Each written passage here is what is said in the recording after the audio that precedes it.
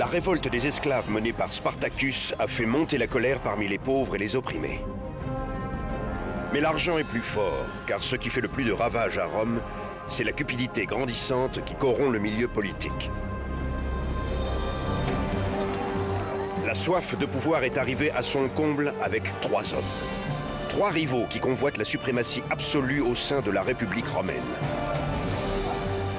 Un seul sortira vainqueur et remportera les honneurs, la richesse et un nom qui restera associé pour toujours à l'archétype de l'ambition impitoyable et de la tyrannie, Jules César.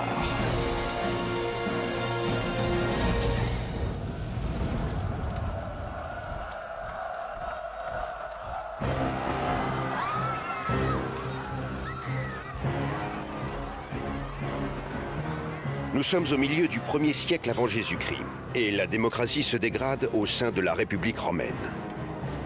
L'époque est aux révoltes et aux bouleversements politiques violents.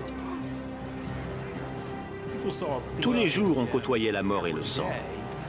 Les meurtres avaient autant de poids que les scrutins. Pourtant, ce n'est pas par la violence que les Romains étaient censés régler les grandes questions politiques qui donnent une orientation à un pays. Mais la violence engendre la violence. Et Rome était tombée dans un état de quasi-anarchie au moment de l'arrivée de César. C'est dans ce monde agité que grandit le jeune Jules César. À l'âge de 16 ans, il perd son père et comprend que sa vie sera un dur combat. Jules César est issu d'une des familles les plus distinguées de Rome. À sa naissance, en 100 avant Jésus-Christ, sa famille n'est pas aussi riche et puissante que la légende le dit. Jules César veut donc lui redonner la gloire et le pouvoir que l'histoire familiale attribue à ses ancêtres.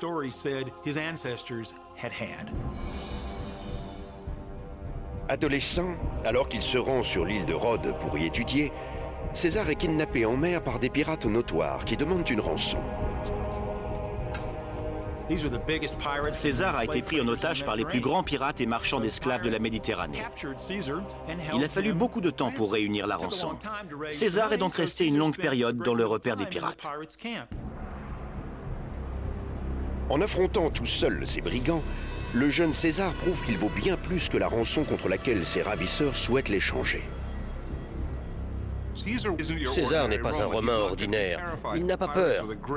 Les pirates représentent une grande menace pour la haute société. César montre qu'il est capable de surmonter même la plus grande des menaces. Finalement, César retrouve sa liberté et les pirates sont traduits en justice, crucifiés et livrés aux charognes.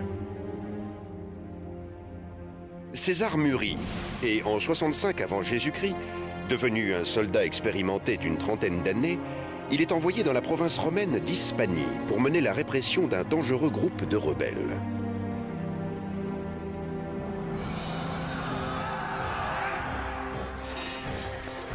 Il s'y montre un chef dynamique et charismatique, des qualités déterminantes plus tard dans sa vie.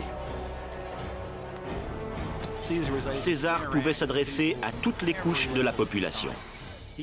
Il pouvait sympathiser avec le commun des soldats en lui montrant qu'il avait autant de cran, de courage et d'endurance que lui. En Hispanie, sa réputation militaire commence à se forger.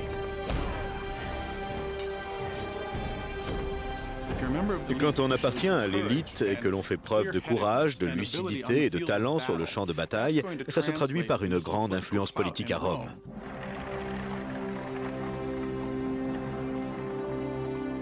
De retour à Rome, César entre en politique, profitant de sa popularité croissante pour remporter l'élection consulaire. Être consul signifie occuper la position la plus prestigieuse de Rome, et cela représente non seulement la tâche lucrative de diriger toute une province romaine, mais aussi le commandement militaire des légions qui y stationnent. César est un politicien né. Jules César était brillant dans sa facilité à communiquer avec les autres, à se faire aimer. C'était aussi un très grand écrivain et un très grand orateur.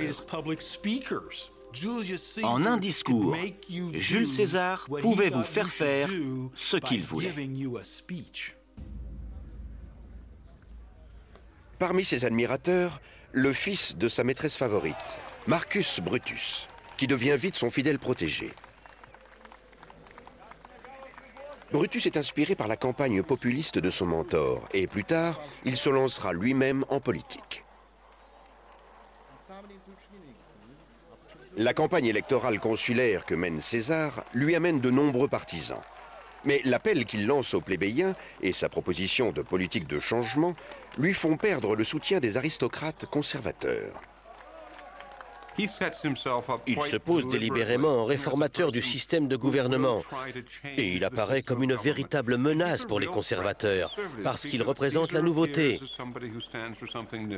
Il s'oppose à eux de tout point de vue et ils n'y peuvent pas grand-chose. Néanmoins, même si César est élu consul de Rome, les sénateurs conservateurs pourront lui refuser ce qu'il veut plus que tout et qui lui sera nécessaire: la fonction de gouverneur de la très lucrative province romaine de Gaule. César avait grand besoin d'argent. Il était si endetté qu'il n'avait plus qu'à fuir ses créanciers.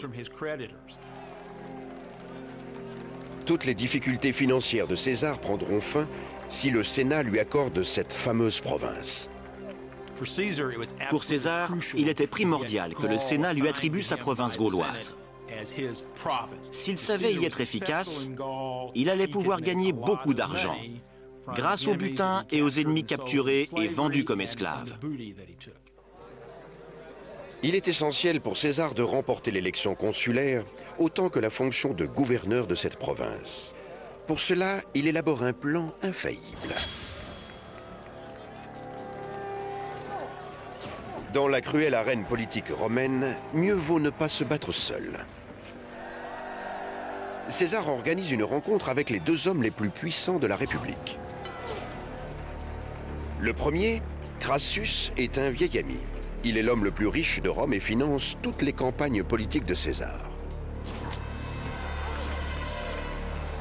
Le second est le célèbre général Cneius Pompeius Magnus, plus connu sous le nom de Pompée le Grand.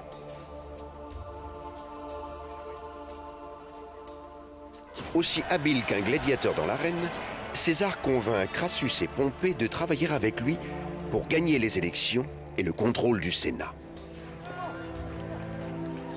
César était le troisième homme. Sur le plan militaire, il n'était pas aussi distingué que Pompée, et il était loin d'être aussi riche que Crassus. Mais César avait un éclat, une aura, un charisme que personne d'autre n'avait. Cette alliance extraordinaire sera connue sous le nom de Triumvirat. Le triumvirat est si puissant qu'il prend le contrôle de l'appareil politique. Tous les trois peuvent quasiment octroyer des postes aux personnes de leur choix. Et bien sûr, cela va mettre un frein à la liberté politique de l'aristocratie, une liberté qu'elle chérit grandement.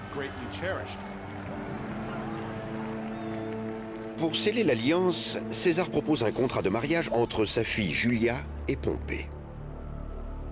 À l'époque, le mariage, en particulier entre aristocrates romains, est moins un mariage d'amour entre un homme et une femme que l'union de deux familles, la femme étant une simple monnaie d'échange. Avec leur nouvelle puissance politique, Crassus et Pompée manipulent le système. César remporte les élections consulaires et eux obtiennent le pouvoir immense de décider des avantages fiscaux des uns ou des autres et de la distribution des terres. Puis, ils attribuent à César, à l'origine de leur succès, un poste magnifique, le mandat quinquennal de gouverneur de 2 provinces gauloises et au-delà de ça, un continent tout entier à conquérir. César part alors vers le nord, en quête d'or et de gloire. Pendant ce temps, dans l'autre sens, une horde de barbares affamés et désespérés se dirige vers le sud. Ils se préparent à envahir le territoire romain. Ce sont les Helvètes. Ils sont 300 000, en quête de nouveaux territoires à conquérir, par la force si nécessaire. Pour des raisons difficiles à déterminer, peut-être à cause du climat ou plus probablement des guerres, les barbares du Nord se déplaçaient vers le Sud. Hommes, femmes et enfants prenaient la route en emportant toutes leurs affaires. César ne les laissera pas passer. Sur les rives du Rhône, les Romains élèvent un mur de près de 29 km de long. Les Helvètes ne peuvent pas passer. Ils sont donc obligés de traverser les terres du peuple éduin. Mais cela pose un problème à César.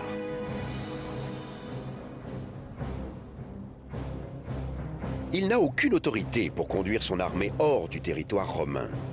Il va devoir convaincre le Sénat qu'il n'a d'autre choix s'il veut récupérer les butins, les esclaves et les nouvelles terres qu'il désire tant. César devait mettre au point un plan monumental. Et il se trouve que les Helvètes ont fait le travail pour lui. Tout en envoyant à Rome des dépêches rapportant l'évolution de ce dangereux groupe de sauvages, César cherche à l'affronter, car il le prend pour une cible facile, mais très vite, il se rendra compte qu'il a tort. Sans prévenir, les Helvètes se dispersent dans la forêt et prennent en embuscade l'arrière-garde de César. Les infrastructures militaires de ces groupes étaient substantielles. Ils avaient du matériel de guerre, ils avaient une organisation militaire, ils étaient divisés en unités prêtes à se défendre elles-mêmes.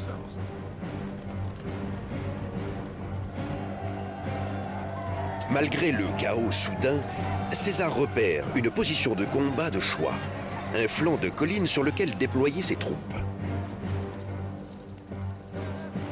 Il avait compris comment positionner ses hommes pour qu'ils aient toutes les chances de leur côté. Il savait aussi prendre le moins de risques possible. Il avait tendance à choisir des endroits très visibles, mais où l'ennemi serait à son désavantage. Persuadés que leur nombre écrasant leur permettra d'avoir le dessus, les Helvètes foncent tête baissée sur la colline investie par les Romains.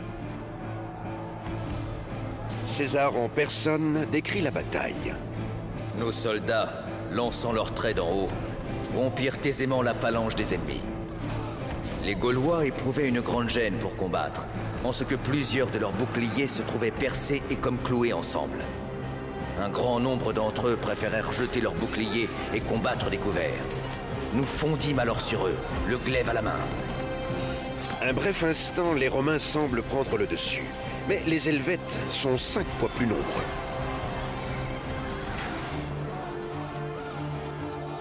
La terreur se répand dans les rangs romains lorsque les barbares attaquent.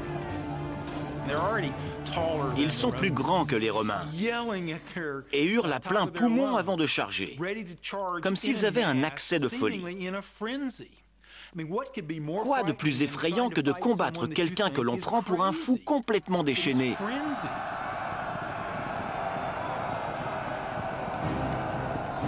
Bien que largement dépassés par le nombre, les Romains restent les plus forts. Alors que petit à petit la bataille tourne en leur faveur, ils ne font pas de quartier. Ils tuent les Helvètes comme s'ils voulaient tous les éliminer de la surface de la terre. À ce moment-là, pour les Romains, le génocide était acceptable et même préférable, parce qu'ils ne voulaient pas voir débarquer 200, 300, 400 ou 500 000 Germains en Italie après la révolte de Spartacus, après avoir constaté ce que les masses de populations esclaves pouvaient faire à l'Italie. La meilleure technique était donc tout simplement l'extermination.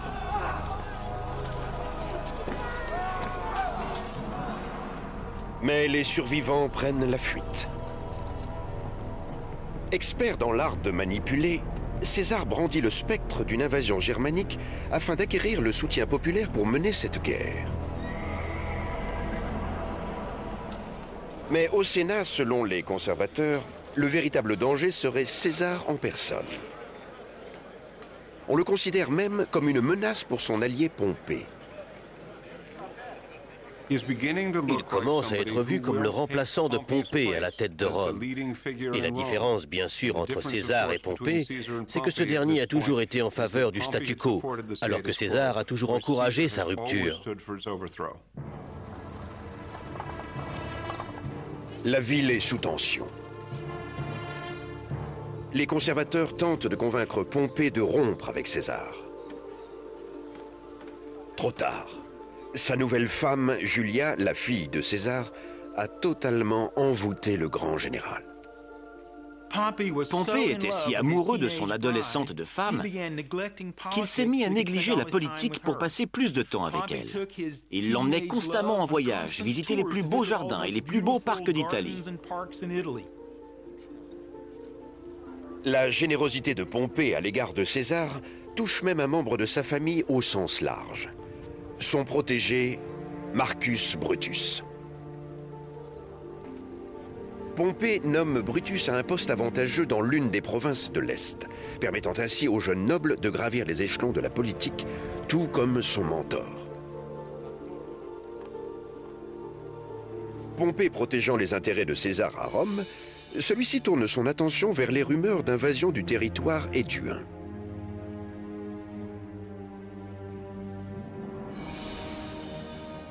Cette région gauloise est calme et champêtre, elle n'est pas habituée à la violence.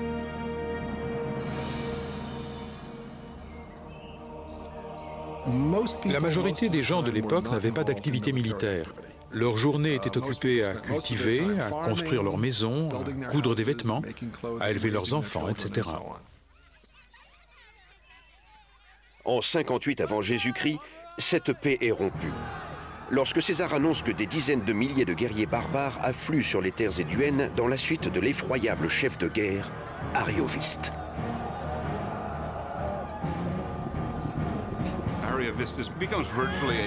Arioviste devient une sorte de Saddam Hussein dans l'imaginaire romain.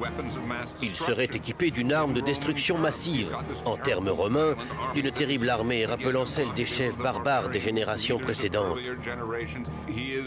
Selon la rumeur, il serait en train de persécuter les alliés de Rome afin d'attaquer directement son influence.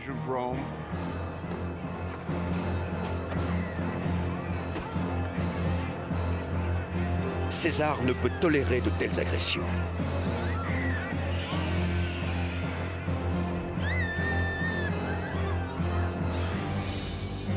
Quand il apprend qu'Arioviste prévoit d'installer ses quartiers dans la ville fortifiée de Besançon, il part à sa rencontre avec ses hommes.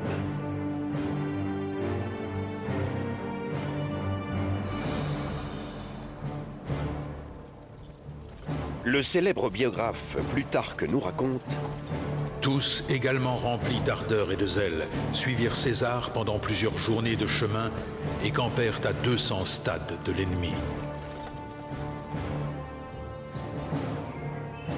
À l'approche des légions romaines, les barbares se tournent vers leurs dieux païens. L'armée germaine d'Arioviste, comme toutes les armées de l'époque, comptait dans ses rangs des prêtres, des voyants et des chamans, en l'occurrence des femmes, à qui l'on attribuait le don de communiquer avec les dieux. Une fois le temps de la bataille venu, on demandait aux prêtres, aux voyants ou aux devins: « Les dieux nous autorisent-ils à nous battre maintenant ?»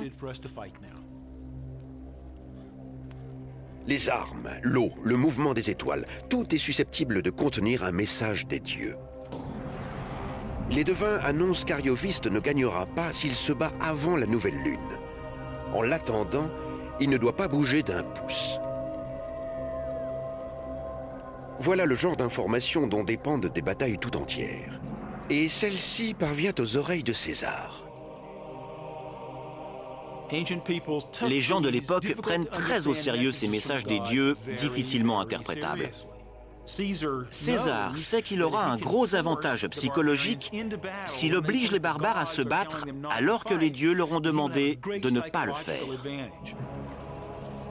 Les dieux semblant lui avoir préparé le terrain, César saisit l'occasion. César envoie ses troupes au pied de la fortification des Germains. Il les menace, les couvre de honte et finit par forcer Arioviste à faire sortir ses hommes, qui sont terrifiés à l'idée de se battre.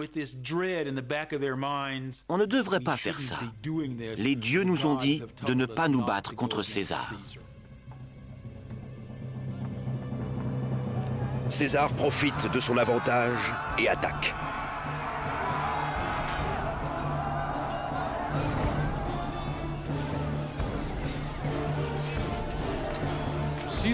César n'avait aucun scrupule à éliminer le plus grand nombre.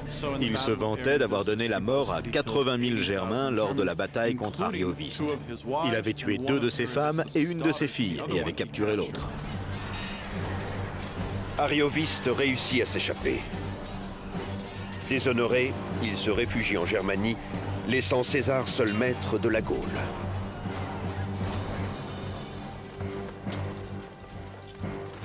Comme il l'a prévu, César a désormais carte blanche pour annexer la Gaule tout entière. Il se pose en libérateur. Mais tous les Gaulois n'approuvent pas la domination romaine. L'inconvénient principal était de perdre son indépendance politique.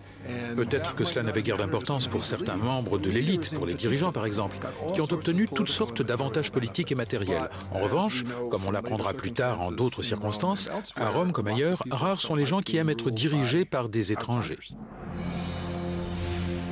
Pendant les 3 années qui suivent, Jules César cesse de se faire passer pour un protecteur. Non seulement il conquiert des tribus gauloises au nord et à l'ouest, mais il franchit aussi le Rhin et la Manche pour envahir la Germanie et la Bretagne. Il sera le premier Romain à le faire.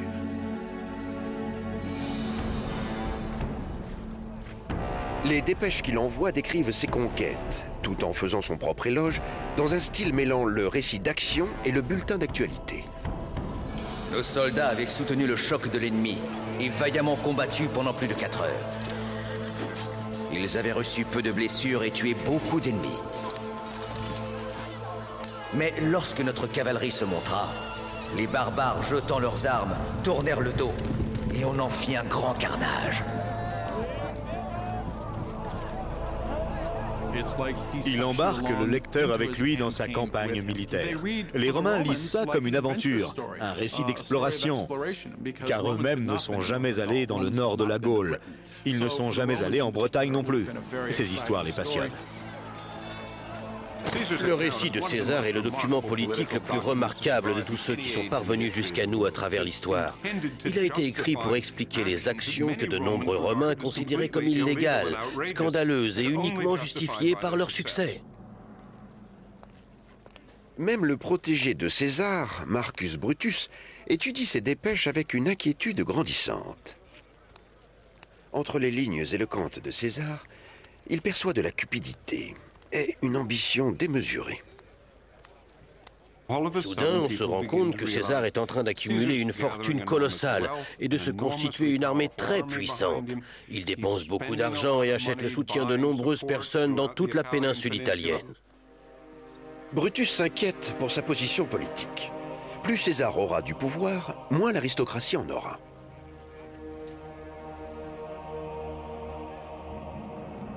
Et les dirigeants conservateurs se jurent d'arrêter l'ascension de César. Ce que craint le plus la classe supérieure, c'est que l'un de ses membres se rebelle et s'adresse directement au peuple sans le consensus des gouvernants derrière lui. Ils avaient toujours peur qu'on fasse quelque chose remettant en cause le statu quo, dont l'objectif était de préserver leur position et leur fortune. Pour interrompre la contestation grandissante, César doit demander une faveur à son allié de longue date, Crassus. Lui seul ne craint pas la popularité retentissante de César. Son immense fortune personnelle le met à l'abri des incertitudes de la politique. À coups de corruption et de ruse, il réussit à barrer le passage aux ennemis de César.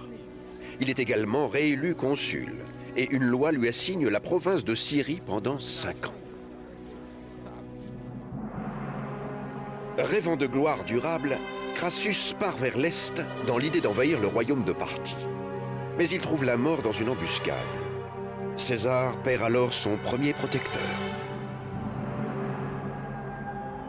À la même période, la fille unique de César, Julia, meurt en couche.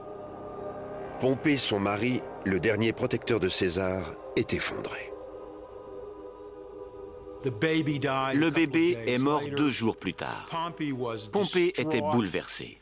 La perte de son amour et de l'enfant né de cette jeune femme a mis fin à son union avec César. Terrassé par ses émotions, Pompée a rompu l'alliance. C'est la fin du triumvirat. Pompée et César sont désormais rivaux. L'ultime confrontation est inévitable.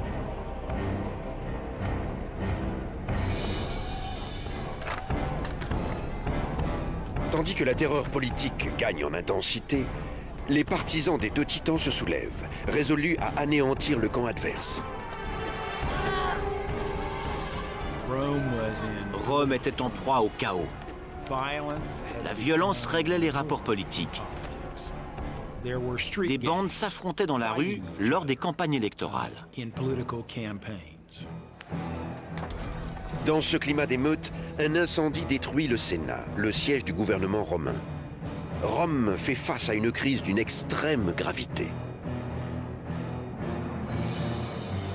En Gaule également, César est mis en difficulté.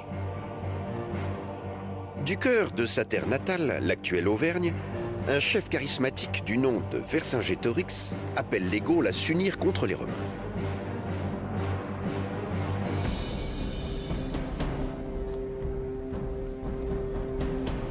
Le plan de Vercingétorix est radical. Incendier toutes les provisions, jusqu'au fourrage et au moindre grenier à blé. Puis pénétrer dans les villes fortifiées et y affamer les Romains.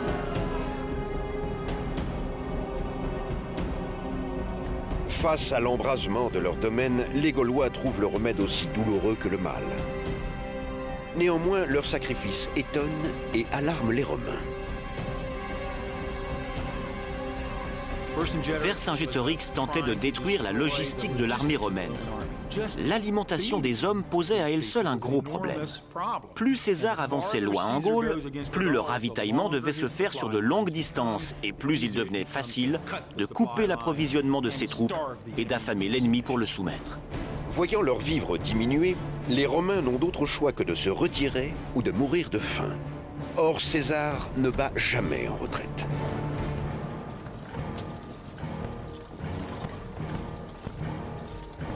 Au retour du printemps, César rassemble ses troupes et entreprend une campagne de représailles contre Vercingétorix et les siens.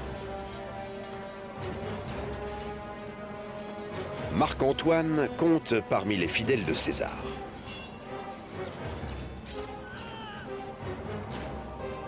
Marc-Antoine déborde d'énergie. C'est un soldat très courageux. Il a une grande expérience du terrain quand il rejoint César. C'est le genre de personnage dont César aime s'entourer. Ils attaquent Gergovie, où Vercingétorix et ses hommes se défendent férocement. La bataille est brutale.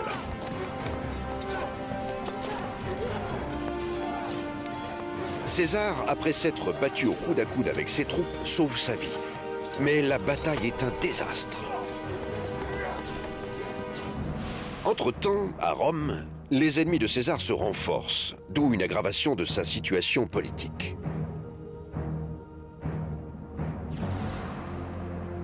En effet, le Sénat conservateur déclare Pompée seul et unique consul en plaçant une armée sous son commandement.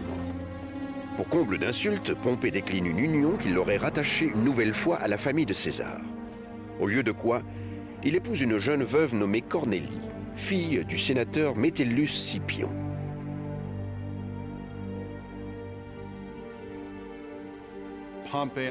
Pompée cherche à compenser le prestige grandissant de César.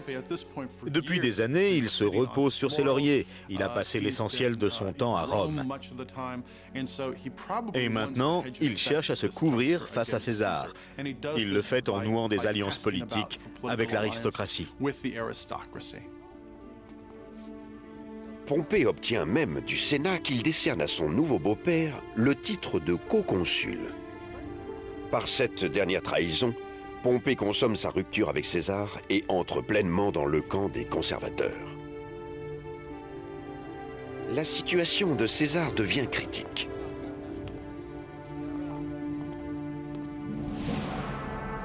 Il doit sauver la Gaule sous peine de perdre la face. Il poursuit donc Vercingétorix et son armée dans la ville fortifiée d'Alésia et ordonne à ses hommes de creuser un double retranchement. L'un pour prendre au piège les Alésiens, l'autre pour faire obstacle à leur renfort. Ils ont construit cet ouvrage fabuleux derrière lequel se retrancher. Ils ont d'abord planté dans la terre des pieux armés de crochets, les stimuli. Puis, ils ont aménagé un système de défense qu'ils ont baptisé par dérision lisse. Des fosses profondes d'environ 1 mètre, plantées de pieux sortant de terre sur 7 cm. Un ouvrage phénoménal, réalisé à la pioche et à la force du poignet. Il faut imaginer 15 000 hommes déblayant la terre dans des paniers en osier, creusant pendant des jours. On voit très bien ce qu'un chiropracteur aurait pu apporter à cette armée. Faute de provisions suffisantes, Vercingétorix et les siens meurent de faim et leur morale est au plus bas. À la longue, les Gaulois présents à Alésia en viennent à manquer de vivres. Ils sont à 2 doigts de capituler quand César voit son pire cauchemar se réaliser.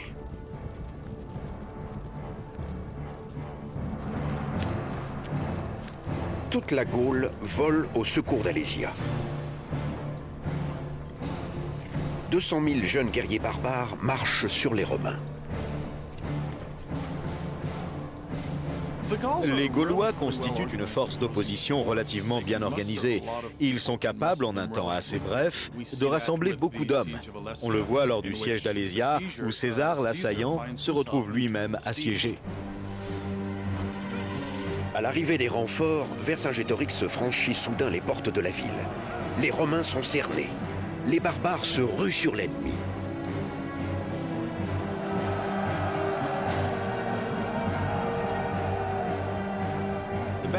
La bataille d'Alésia surpasse tous les défis militaires que César a relevés en 10 ans. Cette fois, pour vaincre, il doit affronter l'ennemi à la fois sur le front et à l'arrière. Seules les troupes les plus aguerries pouvaient résister à une telle offensive. Il fallait être capable psychologiquement d'affronter l'ennemi d'assez près pour le transpercer d'un coup d'épée. Il fallait tuer à bout portant, c'est-à-dire à une distance où on pouvait aussi bien donner que trouver la mort. Dans le récit de première main que César nous a laissé sur la guerre des Gaules, il décrit la bataille. Voyant que ni les remparts ni les fossés ne pouvaient arrêter l'impétuosité des Gaulois, je hâtais ma marche pour assister à l'action.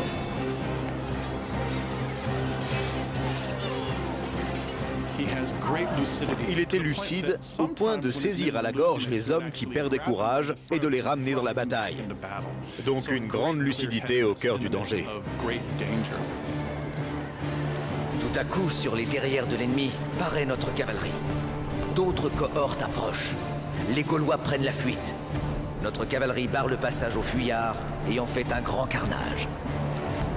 En 52 avant Jésus-Christ, dans les champs aux alentours d'Alésia, les rêves d'indépendance de la Gaule se dissipent. Vercingétorix capitule devant César. L'Empire annexe pour de bon une grande partie de l'Europe du Nord. Les campagnes militaires de César revêtent de l'importance dans la mesure où elles étendent l'Empire romain bien au-delà des rives de la Méditerranée, en le faisant pénétrer au centre et au nord de la Gaule. César entre en Allemagne, franchit la Manche jusqu'en Bretagne. L'Europe du Nord fait désormais partie de l'Empire romain, ce qui à long terme entraîne des conséquences importantes. César élargit l'Empire romain au-delà du monde méditerranéen. César peut rentrer victorieux à Rome. Il a éclipsé tous les autres nobles, y compris Pompée.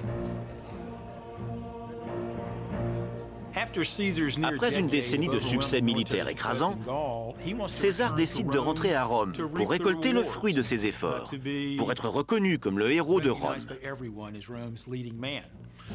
Mais ses rivaux le craignent et le haïssent, avant tout parce qu'il leur fait de l'ombre. En 49 avant Jésus-Christ, nombre d'aristocrates romains insistent pour que César donne congé à son armée et rentre dans sa ville. Mais César s'y refuse. César le sait. S'il devait licencier son armée et revenir à Rome, il serait assassiné par ses rivaux qui lui envient ses succès et sont conscients qu'il ne peut être arrêté tant il est populaire. Sa vie ne tient donc plus qu'à un fil. En 50 avant Jésus-Christ, le Sénat exige que César démissionne de son poste de commandement.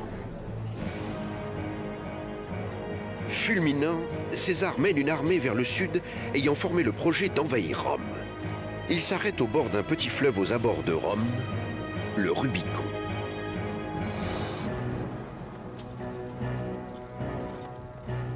Abandonner ses hommes sur les rives du Rubicon et aller seul à Rome reviendrait à capituler face à ses ennemis. C'était pour César une question de vie ou de mort. Il devait franchir le Rubicon, un petit cours d'eau qui sépare Rome de ses provinces. Il savait qu'il déclencherait du même coup une guerre civile, mais c'était la seule solution qui s'offrait à lui pour ne pas mourir dans le déshonneur.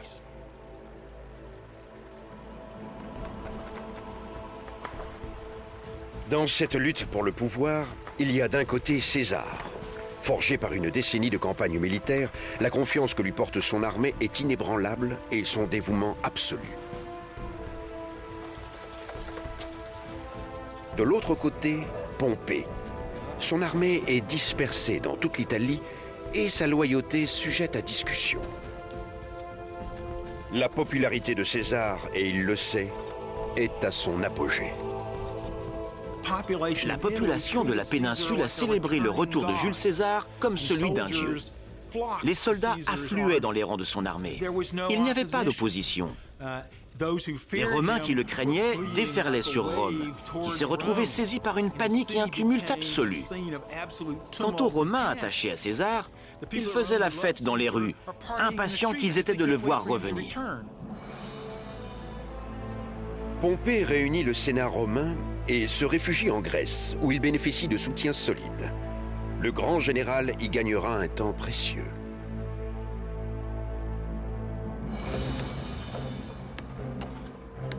Des mois passent avant que César puisse construire et affecter assez de navires et d'approvisionnement à sa suite. Lorsque ses troupes débarquent en Grèce, Pompée a constitué une armée puissante. En janvier 48 avant Jésus-Christ, à Pharsale, les plus importantes personnalités de Rome sont entraînées dans une guerre civile tragique. Pompée commande 2 fois plus d'hommes que César. Il n'empêche, les soldats de César arrivent armés d'une confiance redoutable. Pompée devait se battre ou se rendre. César ne transigeait pas. Et ses hommes savaient qu'il les placerait toujours dans une position où leurs chances de succès seraient très élevées. Il a également une armée très bien préparée. Arrivé à un certain degré d'entraînement, une armée se transforme en une machine au rouage bien huilé. Ce n'est pas pour rien qu'on appelle ces soldats des vétérans. Ils sont devenus une force de combat très efficace. À Pharsale, César voit sa longue expérience militaire récompensée. Ses hommes réduisent à néant l'armée de Pompée, lequel prend la fuite. César le pourchasse jusqu'en Égypte, mais il arrive trop tard. Pompée le Grand est joué et meurt décapité par des brigands égyptiens. Sa tête sera livrée à César. Plutarque nous confie: quand Théodote lui présenta la tête de ce grand homme, il détourna les yeux avec horreur, et en recevant son cachet, il ne put retenir ses larmes. A-t-il vraiment pleuré? C'est très anecdotique et peu vraisemblable. Mais c'est possible en un sens. Possible parce qu'à un moment donné, Pompée avait été pour lui un collègue et un ami. Peut-être aussi que César a vu dans les yeux du mort ce qui pouvait lui arriver. En 46 avant Jésus-Christ, débarrassé de ses rivaux, César possède le pouvoir absolu dont il a toujours rêvé. Rome lui appartient. Il s'empresse de reconstruire la ville, réforme les lois fiscales, établit des colonies. Il devient le premier chef de Rome à concevoir un empire. César incarne le nouvel État. Il remplace la République. Il annonce tout ce qui va se produire sous le règne des empereurs, mais selon toute apparence, au mépris des traditions de la République. D'où le fait qu'il s'isole et se coupe des gouvernés. Opposé au partage du pouvoir avec des nobles de rang inférieur, il s'autoproclame dictateur à vie. Un roi de Rome à qui il ne manque que le titre. Si César devient roi, les sujets seront privés de leur droit de vote, du droit d'exprimer leur opinion et de choisir. Tel un poison, l'indignation suscitée par la tyrannie de César gagne le Sénat. Même le protégé de César, Marcus Brutus, se laisse persuader de le trahir. Brutus était un homme complexe et franchement pas séduisant. César en avait fait un proche compagnon et avait promu sa carrière. Mais, à mon avis, Brutus ne supportait pas d'être le sous-fifre de César. Et il s'est révélé en défenseur de la liberté des Romains en montant la conspiration contre César. Enfin, en 44 avant Jésus-Christ, aux ides de Mars, au nom de la liberté, 40 conspirateurs prennent les affaires en main sous la houlette de Brutus. Suétone, biographe de l'époque classique, nous raconte. Il fut ainsi percé de 23 coups. Au premier seulement, il poussa un gémissement sans dire une parole. Toutefois, quelques écrivains rapportent que, voyant s'avancer contre lui Marcus Brutus, il dit en grec « Et toi aussi, mon fils ?»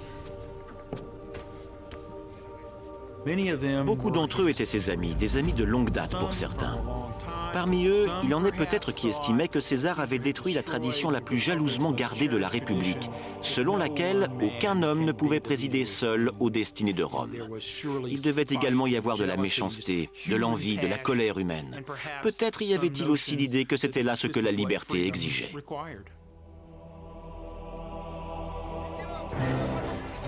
La mort de César provoque non pas une renaissance de la République, comme l'espéraient les conspirateurs, mais seulement l'anarchie. Un surcroît de violence pour finir par la naissance de l'Empire. L'enrichissement à outrance de la classe politique, la transformation des rapports au sein de l'armée, qui faisait des soldats les clients du général, et l'intense rivalité entre aristocrates, qui se déchiraient au lieu de servir leur pays, ont condamné la République, indépendamment du génie, de l'éclat d'un Jules César. C'est son proche parent, Auguste, qui a tourné la page en créant l'Empire romain.